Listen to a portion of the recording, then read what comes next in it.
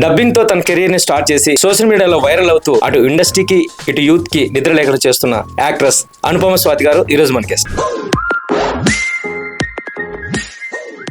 ఎలా ఉన్నారు? మీరు ఇప్పుడే అన్నారు కదా స్వీట్ అండ్ హార్ట్ అని, అలానే ఉన్నాను. ఫస్ట్ టైం నేను ఒక యాక్టర్ని చూడటము, అది కాకుండా ప్రకాష్ రాజ్ గారిని చూడటము, అండ్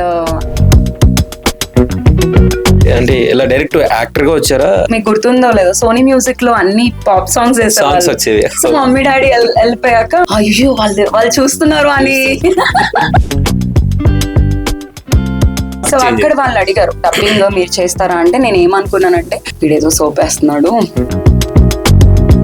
కొంత గంట ఇచ్చేస్తే 1000 రూపాయలు వచ్చేస్తుందా. ఏడు చేపల కథ స్టోరీ. సో ఆ సినిమా వల్ల మీకు తర్వాత ఇండస్ట్రీలో ప్లస్ అయిందా మైనస్ అయిందా? ఏదో మెయిల్ ఐడి నుంచి కాల్ వచ్చింది, ఎవరో ఏంటి అనుకుని సరే మా హస్బెండ్ ఉన్నారు, ఫస్ట్ నార్మల్ కాల్ మాట్లాడి వెంటనే వీడియో ఆన్ చేశాడు. ప్లీజ్ ట్రై టు అండర్స్టాండ్, మీకు తెలిసిన వాళ్ళు ఇప్పుడు నాకే ఏదన్నా మీది ఫేక్ ఐడి వచ్చింది అనుకోండి, నేను రిపోర్ట్ కొట్టి పబ్లిక్ తెలిస్తే ఏమవుతుంది, ఇంట్లో తెలిస్తే ఏమవుతుంది అని భయపడిపోయి చాలా సూసైడ్ అటెంప్ట్స్ కూడా జరిగాయి. సో అదొక్కటి చెప్తానండి, మీకేమన్నా అలా కనిపిస్తే రిపోర్ట్ చేయండి. నిజంగా నీకు అంత పోక్ చేయాలని ఉంటే గోడకు బొక్క పెట్టుకుందని, ఫ్యామిలీ ఎథిక్స్ అనేది నీకు ఉండాలి. Very very important. హాయ్ అందరికీ నమస్తే, నేను మీ భద్రాకరెట్ల. Welcome to Cineflix India. డబ్బింగ్తో తన కెరీర్ని స్టార్ట్ చేసి ఈరోజు సీరియల్స్, మూవీస్, ఏడు చేపల కథ అనే సినిమాతో గుర్తింపు తెచ్చుకొని ఇప్పుడు రేప్డీ అనే సిరీస్తో సోషల్ మీడియాలో వైరల్ అవుతూ అటు ఇండస్ట్రీకి ఇటు యూత్కి నిద్ర లేకుండా చేస్తున్న sweet and heart actress Anupama Swathi గారు ఈరోజు మన గెస్ట్. Hi madam. హలో అండి. ఎలా ఉన్నారు? మీరు ఇప్పుడే అన్నారు కదా స్వీట్ అండ్ హార్ట్ అని, అలానే ఉన్నాను. ఓకే, మీ ప్రాపర్ ఎక్కడ, మీ ఫ్యామిలీ బ్యాక్గ్రౌండ్ ఏంటి? ఓకే, నా ప్రాపర్ వచ్చేసి వెస్ట్ గోదావరి తణుకు. సో మేము హైదరాబాద్ లో సెటిలర్స్ అనమాట. మా ఫాదర్ వచ్చేసి స్టీల్ ప్లాంట్ గాజువాకల్లో స్టోర్ మేనేజర్ గా వర్క్ చేశారు. సో మధ్యలో విఆర్ఎస్ ఇచ్చేసేసి and he started an own business. And మా మదర్ వచ్చి నర్స్. సో అలా అక్కడ ఉన్నాం. And due to some business loss and all మేము ఇక్కడికి వచ్చాం నా 7th క్లాస్. సో అరౌండ్ 2099-2000 లో. సో ఇంటర్ లోనే పెళ్ళి అయిపోయింది. ఇంటర్లోనే? అప్పటికి ఏజ్ ఎంత మేడం? 17. Okay okay. సో మేము అడగకముందే లవ్ మ్యారేజ్ అని చెప్పేసారు. అది మీకే తెలుసు, అందుకే మీకు హింట్ లేకుండా ఇచ్చాను. ఓకే, సో ఇండస్ట్రీలోకి రాకముందు అంటే ఏమైనా జాబ్ చేసేవాళ్ళ? నేను చేశానండి. నేను ఇంటర్ చేశానని చెప్పాను కదా, ఇంటర్ కంప్లీట్ అయిపోగానే మ్యారేజ్ అయిపోయింది. సో డిగ్రీ పర్సూయింగ్ చేసుకునే ముందు I work for a banking sector. First job telecaller గా, అండ్ దెన్ ఒక 3 months తర్వాత నాకు ప్రమోషన్ వచ్చింది సేల్స్ లో వాటిలో. అండ్ దెన్ అలా కొన్ని రోజులు చేసుకున్నాక డిగ్రీ చదువుకుంటూనే కంప్లీట్ చేసుకున్నాను. సో డిగ్రీ వచ్చాక I work for Vasavi power services అనే దాంట్లో యాజ్ అన్ అడ్మినిస్ట్రేటర్ మేనేజర్ గా వర్క్ చేశాను. అంటే liaisoning with this thing HR and 9 sites ఉంటాయి ఇంక్లూడింగ్ సుడాన్. సో స్టాఫ్ ని కాంట్రాక్ట్ సప్లై ఇవ్వడం ఇవన్నీ చూసుకునేదాన్ని అనమాట. అండ్ దెన్ దాని తర్వాత నాకు దూరం అయిపోతుంది అని చెప్పేసి ఆటోమొబైల్ ఇండస్ట్రీస్ ఏసర్ మోటార్స్ లో వర్క్ చేశాను as a customer service manager. Okay, so మరి ఇండస్ట్రీలోకి రావాలని ఎప్పుడు అనిపించింది, ఎప్పుడు ఎంట్రీ ఇచ్చారు? నేను అసలు ఇండస్ట్రీలోకి రావాలి ఉండాలి అనే ప్లానింగ్ అయితే టు బి హానెస్ట్ నాకు లేదు. ఎందుకు అంటే నాది అసలు మొత్తం అన్ప్లాన్డ్ లైఫ్. మ్యారేజ్ కావచ్చు, కిడ్స్ కావచ్చు, నా జర్నీ కావచ్చు, what ever it might be, అసలు ప్లానింగే లేదు.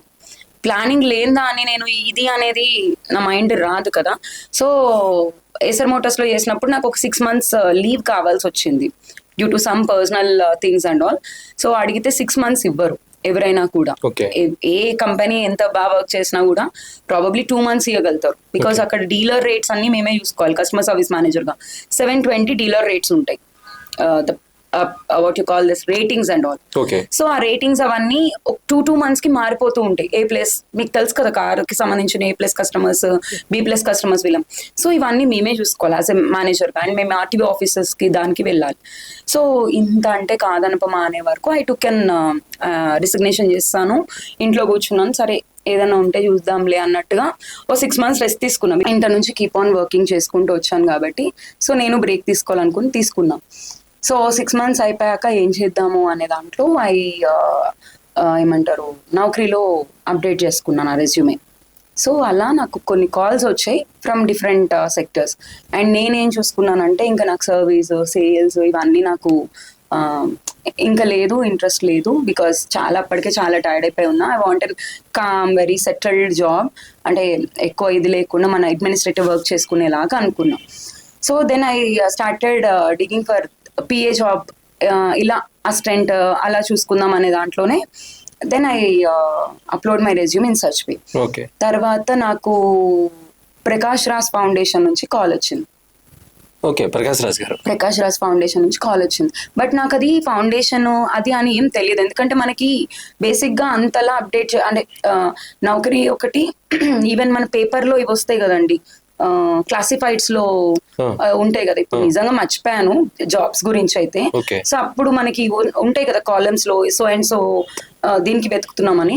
సో అలా చూసుకున్న దాంట్లో నాకు కాల్ వచ్చింది, ఇలా ఉందమ్మా ఒకసారి ఇంటర్వ్యూకి రండి, మీ రెజ్యూమే షార్ట్ లిస్ట్ అయింది అని. సరేనండి, ఎక్కడ ఏంటి అంటే మాదాపూర్లో ఇలాగా పిఏగా చూస్తున్నాము, మీరే మొత్తం అంతా చూసుకోవాలి, ఎవరు ఉండరు. సో ఆఫీస్ లో ఎవరు ఉండరు, 1-2 months ఎవరైనా వచ్చి అవంతా చూడడం అంతా చేయడం ఉంటుంది. అమ్మయ్య నాకు ప్రశాంతంగా ఉంటుంది, ఎవ్వరు లేరు, నేను ఒకదానే అంటే చాలా హ్యాపీ ఫీల్ అవుతాను కదా ఆబ్వియస్లీ. ఓకే ఫైన్ అండి అని అన్నాను, వెళ్ళాను.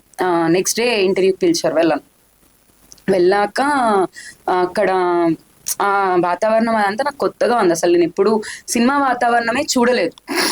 సో చూడకపోయే వరకు ఏంటి నంది ఉన్నాయి, అవన్నీ ఉన్నాయి, ప్రకాష్ రాజ్ ఫౌండేషన్ అని ఉంది. సరే నా డౌట్ వచ్చి కాల్ చేసా, వెదర్ ఇది కరెక్టా కాదా అని చెప్పి. సో కాల్ చేస్తే లారెన్స్ గారు అంటే ప్రకాష్ రాజ్ గారు వాళ్ళ బావగారు. సో ఆయనతో మాట్లాడాక ఇక్కడే ఉన్నామమ్మా, వెయిట్ చేయండి. అప్పటికి ఒక 10 మందో 15 మందో ఉన్నారు ఫర్ ఇంటర్వ్యూస్ వచ్చారు. అమ్మయ్య సరేలే ఎవరో ఒకళ్ళు ఉన్నారు కదా, మరి ఒకదాని లేను కదా అనే స్టైల్. ఎందుకంటే అప్పుడు నాకు I'm zero about society, office, ఇల్లు, మా హస్బెండ్, కుకింగ్, ఇది తప్ప. అండ్ ఇంకా చెప్పాలంటే మా హస్బెండ్ తీసుకెళ్లేవారు, తీసుకొచ్చేవారు. మా హస్బెండ్ కింద ఫ్లోర్ ఆఫీస్, నాది పైన ఫ్లోర్ ఆఫీస్. సో అసలు స్కూల్ నుంచి మా హస్బెండ్ తెలుసు, హీస్ మై సీనియర్. సో అన్ని ఆయనని, నా స్కూలింగ్ నుంచి అన్ని ఆయనని. ఇంకా నాకు అసలు ఏం తెలీదు, ప్రామిస్ గా ఏం తెలీదు. సో అనే వరకు సరేలే ఎవరో ఒకళ్ళు ఉన్నారు కదా అని మా హస్బెండ్ కి కాల్ చేసి చెప్పాను, ఇలా so and so. And number కూడా ఎవరిదైతే ఉందో సేఫ్టీకి పెట్టుకున్నాను అనమాట, వాళ్ళకి పంపించాను. అయిపోయింది. తర్వాత ఆయన వచ్చి ఫస్ట్ రౌండ్ ఇంటర్వ్యూ చేశారు, సెలెక్ట్ అయ్యాను. ప్రకాష్ రాజ్ గారు అప్పుడే ఎంటర్ అయ్యారు. దట్స్ మై ఫస్ట్ టైం నేను ఒక యాక్టర్ని చూడడము, అది కాకుండా ప్రకాష్ రాజ్ గారిని చూడడము. అండ్ అసలు చెప్పలేను, I can't express those feeling ఎలాంటిది అని కూడా నేను చెప్పలేను. సరే పైన సెకండ్ రౌండ్ అమ్మ ఇంటర్వ్యూ ఏదైతే ఉందో, సో పైనకి వెళ్ళండి సార్ ఇంటర్వ్యూ ఇస్తారు. సో మాట్లాడాను, అసలు ఏం మాట్లాడాను ఏంటో ఏం తెలీదు నిజంగా. అసలు అంటే నేను డ్వాక్రాలో సెకండ్ లీడర్ గా కూడా చేస్తాను మమ్మీ వాళ్ళు ఇది. సో ఈయనకి ఏంటి అంటే ఫౌండేషన్ కి సంబంధించింది ఏముంటుంది, విలేజెస్ ని చూసుకోవాలి అండ్ దీనికి సంబంధించిన మెడికల్ థింగ్స్ ఇవన్నీ మెయిన్ కావాలి. సో నేను చేసిన అడ్మినిస్ట్రేటర్ మీకు చెప్పాను కదా, ఇంజనీరింగ్ కంపెనీలో I work for complete things, HR, liaisoning, తర్వాత పిఎఫ్, ఈఎస్ఐ, మనకు అక్కడ సైట్ లో ఏమైనా ప్రాబ్లం అయినా అవన్నీ చూసుకునేదాన్ని కాబట్టి. సో బేస్డ్ ఆన్ దట్ ఈయనకు కూడా ఓకే ఈ అమ్మాయి క్యాపబుల్ అనే దాంట్లో ఈ సెలెక్టెడ్. అండ్ అది కూడా కాకుండా నేను ఆయనకు బుద్ధుడు అంటే చాలా ఇష్టం.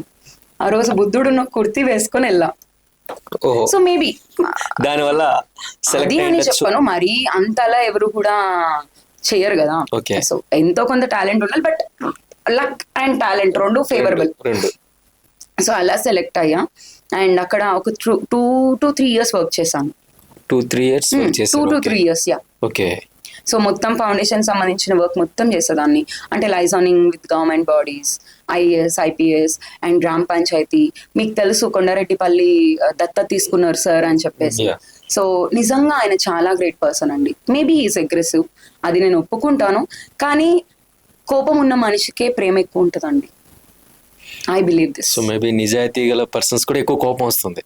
చాలా అంటే ఆయన దగ్గర నేను చాలా నేర్చుకున్నాను. అంటే మాకేమి కూర్చోబెట్టి ఏం చెప్పలేదు, but the way of styling, the way complete ఎప్పుడు బుక్స్ చదువుతూ ఉంటారు ఆయన. 6 లాంగ్వేజెస్ అనర్గళంగా మాట్లాడతారు. అండ్ అసలు ఆయన మాట్లాడే ప్రతిదీ చాలా కరెక్ట్ గా మాట్లాడతారు. అంటే ఆ పాయింట్ గన్ షాట్ గా మాట్లాడతారు. ఆ డేర్ అక్కడ నుంచి మొదలైంది నాకు. బేసిక్ గా ఆమె ఇంట్రోవర్ట్. ఓకే. సో నాకు అక్కడ నుంచి స్టార్ట్ అయింది. అంటే ఆ నడిచే స్టైల్, ఆ బాడీ లాంగ్వేజ్, స్ట్రైట్ గా ఉండాలి, గట్టిగా మాట్లాడాలి అనే లాంగ్వేజ్ అక్కడ నుంచి వచ్చింది. ఓకే. సో మరి అటు నుంచి మరి ఇండస్ట్రీకి అంటే ఇలా డైరెక్ట్ యాక్టర్ గా వచ్చారా? లేదండి, అక్కడికి ఎవరో ఒకళ్ళు డైరెక్టర్స్ వీళ్ళందరూ వస్తూ ఉంటారు కదా. సో వాళ్ళు అన్నారు, మీ గొంతు బాగుందండి, సో మీరు ఎందుకు ట్రై చేయకూడదు అన్నారు. అప్పటి వరకు ఒక డబ్బింగ్ అనే ఒక సెక్టర్ ఉంటుంది, ఒక విభాగం ఉంటుంది అనే విషయం నాకు తెలీదు. ఎందుకంటే మేము నిజమండి, నేను ఫ్లోలో వెళ్ళిపోయే మనిషిని. నేను ప్రతిదీ అంత పట్టుకుని చేసుకుని, మీరు నమ్ముతారు ఒక వియర్డ్ థింగ్ ఏంటి అంటే 10th క్లాస్ టైం ఊరు నుంచి వచ్చాం కదా మేము. It's an west Godavari is like village town అనుకోండి. సో మాకు అక్కడ పద్ధతులు ఏంటి, ఐఎమ్ 88 బోర్న్. సో ఎలా ఉంటది అంటే అక్కడ పద్ధతులంతా కొంచెం ఇలా ఉండాలి, అలా ఉండాలి, ఇది తినకూడదు, అది తినకూడదు, ఇక్కడికి వెళ్ళకూడదు. అండ్ అప్పట్లో మనకి నెట్ ఇలాంటివి ఏం లేవు. సో టీవీలో అప్పుడే కలర్ టీవీలో వస్తున్నాయి. నా 10th అంటే 2002, 2003 ఆ టైంలో. అప్పుడప్పుడు. సో అప్పట్లో మీకు గుర్తుందో లేదో, సోనీ మ్యూజిక్ లో అన్ని పాప్ సాంగ్స్ వేసేవాళ్ళు. సో మమ్మీ డాడీ వెళ్ళిపోయాక మమ్మీ డాడీకి ఇష్టం ఉండదు. సో అవి పెట్టి విని డాన్స్ చేస్తుంటే ఎప్పుడన్నా మనము డ్రెస్ అయ్యో వాళ్ళు చూస్తున్నారు అని అనే మైండ్ సెట్ లో ఉండేదాన్ని నేను. సో అలా అనుకోకుండా లవ్, దాని తర్వాత అంటే అంత ఇన్నోసెంట్ గానే వచ్చాను, అంత ఇన్నోసెంట్ గానే నా లైఫ్ వెళ్ళిపోయింది. సో దాని వల్ల నాకేమీ అంతగా తెలియలేదు. ఓకే. సో డబ్బింగ్ తో కెరీర్ స్టార్ట్ చేశారు. డబ్బింగ్ అక్కడ సారీ కట్ అయింది టాపిక్. సో అక్కడ వాళ్ళు అడిగారు, డబ్బింగ్ మీరు చేస్తారా అంటే నేను ఏమనుకున్నానంటే వీడేదో సోప్ వేస్తున్నాడు, నన్ను ఎందుకు అడుగుతారు డబ్బింగ్ కి, బేసిక్ గా ఎంతో మంది ఉంటారు కదా, అయినా అసలు డబ్బింగ్ అంటే ఏంటి అనే దాంట్లో ఉన్నా. బికాస్ నాకు తెలియదు కదా. మీరు ఇప్పిస్తే నేను చేస్తానండి అన్నా. ఆ ధైర్యం ఉంది, ఏదైనా నేను తొందరగా గ్రాప్ చేసుకోగలుగుతాను నేను. సో గ్రాస్పింగ్ పవర్ ఉంటుంది నాకు. సో మీరు ఇప్పిస్తే నేను చేస్తానండి అన్నాక సరేనండి అన్నారు. వారం రోజులు ఎందుకు రాలేదో మనకు తెలియదు. వచ్చాక నాకు ఏదైనా మొహం మీద అనే అలవాటు అప్పుడప్పుడే స్టార్ట్ అయిందనమాట. సో ఏంటండి ఏదో చెప్పారు, మరి ఏదో డబ్బింగ్ అన్నారు, అదన్నారు, ఇదన్నారు, అంతేనా, ఎందుకండి మరి ఉట్టుటిగా మాట్లాడతారు మీరు అని అన్నా. ఇచ్చేసారు. నా పని నేను చేసుకుంటే మీకెందుకండి అని అన్నా. అయిపోయాక ఒకసారి డైరెక్టర్ గారు కాల్ చేస్తానండి రేపు, సరేనండి ఇంతే అన్నాను. ఆయన మళ్ళీ నాకు నెక్స్ట్ డే మార్నింగ్ కాల్ చేసి ఒకసారి మన ఏమంటారు ఇక్కడ జూబ్లీ హిల్స్ శివనాగేశ్వరరావు గారి ఆఫీస్ ఉంటుంది ఇక్కడ. సో అక్కడికి రమ్మని చెప్పారు. వెళ్ళాక ఆయన డబ్బింగ్ ఆఫీస్ అదే ఫస్ట్ టైం చూడడం. ఇక్కడ మధ్యలో అద్దం ఉంటుంది, అక్కడ అవతల వాడు, ఇక్కడ యువతల ఇది అని. నిజం అంటే చెప్తే అర్థం తెలిసిపోతుంది, నేను నిజం చెప్పానా అబద్ధం చెప్పానా అని కూడా తెలుస్తుంది కదా. ఇది ఇలా. కాకపోతే ఎప్పుడైనా మేకపోతుంది గాంభీర్యాన్ని నటిస్తాను, ఏది తెలీదు అని మాత్రం అవతలోడు తెలియనియను. And I want to be like అంతే, నాకు అన్నీ తెలుసు, వాళ్ళు ఎవరు నాకు చెప్పొద్దు అనే స్టైల్లోనే ఉంటా.